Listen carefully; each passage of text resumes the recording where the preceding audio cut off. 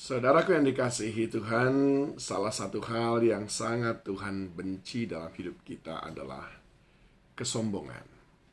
Tetapi, kalau ditanya kepada orang, kepada kita, maka mungkin tidak ada orang yang mengakui bahwa dia orang yang sombong. Termasuk saya sendiri merasa diri saya tidak sombong. Padahal dari luar sana orang melihat hari lepas hari. Dari perkataan saya, nyata kesombongan.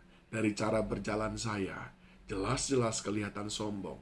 Dari cara berpakaian saya, jelas sekali ada kecongkakan. Itulah kita manusia, saudaraku. Nah, pada hari ini, saya lebih lagi ingin menunjukkan kepada saudara sebuah hal yang sangat-sangat perlu kita memiliki kesadaran penuh atasnya, yaitu kesombongan yang tersembunyi. Mari kita lihat dulu di dalam Alkitab Yakobus pasal yang keempat, ayat yang keenam. Tetapi kasih karunia yang dianugerahkannya kepada kita lebih besar daripada itu. Karena itu ia katakan, Allah menentang orang yang congkak, tetapi mengasihani orang yang rendah hati.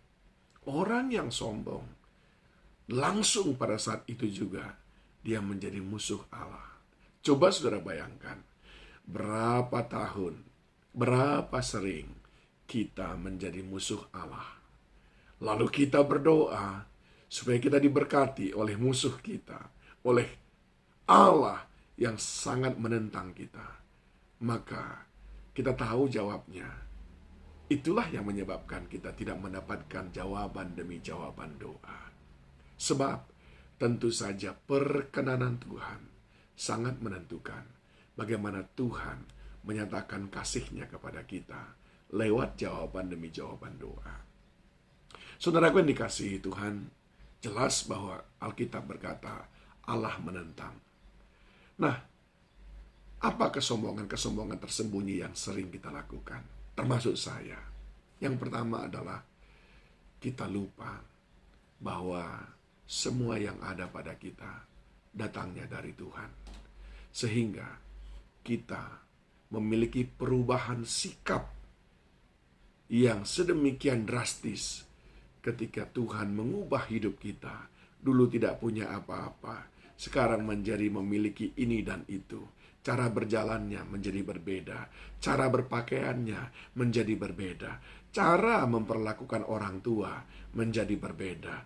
Dulu sopan hormat luar biasa, karena segala sesuatu masih bergantung kepada orang tua, kepada mertua. Sekarang, seakan-akan orang tuanya pun seperti anak buahnya.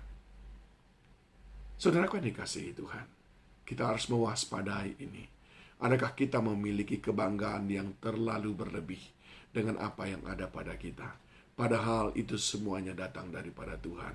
Adakah engkau masih ingat dari titik mana Tuhan mengangkatmu? Dari titik rendah mana Tuhan mengangkat hidupmu? Adakah engkau berkata, kalau bukan karena Tuhan, ini semuanya tidak ada? Kesombongan yang terselubung yang pertama adalah ketika kita lupa bahwa segalanya datang dari Tuhan. Kesombongan terselubung yang kedua sering sekali terlihat ketika kita merasa berjasa. Kita mungkin pernah berkata, itu kalau bukan aku tolong, dia nggak jadi apa-apa. Oh, itu gereja itu, kalau tidak aku sumbang, nggak jadi itu bangunannya. Oh, itu anaknya, kalau kemarin tidak aku doakan, sampai sekarang mungkin belum sembuh. Ya, saudara, saya pernah sering bertahun-tahun ada di dalam situasi seperti itu. Sombong karena merasa berjasa. Tapi saya tahu, saya akan menjadi seteru Tuhan apabila saya terus-menerus ada di dalam sikap seperti itu. Adakah saudara sering mengungkapkan jasa saudara terhadap hidup orang lain? Itu adalah gambaran kesombongan. Yang ketiga, sering sekali kesombongan yang terselubung itu adalah lewat sikap kita yang merasa diri kita penting bagi orang lain. Kita maunya orang lain menghormati kita. Kita maunya orang lain memperlakukan kita lebih daripada yang lain. Maunya duduknya di VVIP, maunya duduknya di kursi depan, dan seterusnya. Itu pun bagian daripada kesombongan yang terselubung, saudaraku.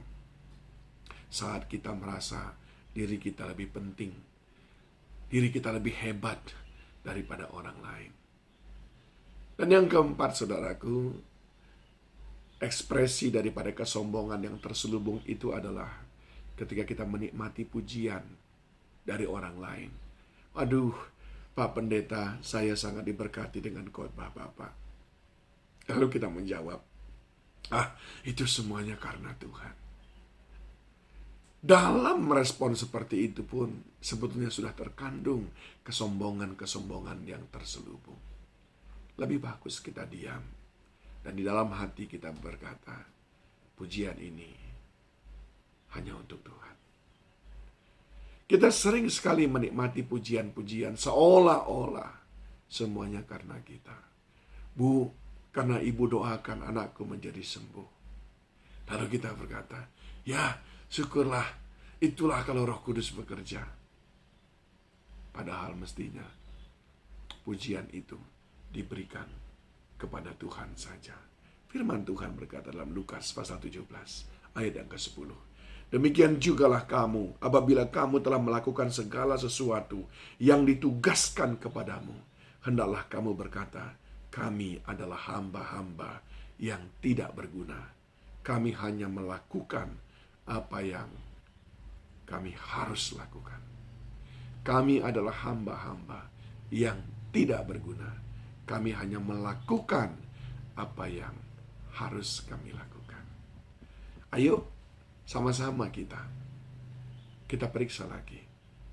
Ada nggak masih tersisa kesombongan-kesombongan yang terselubung, yang tersembunyi? Kiranya Roh Kudus menolong kita.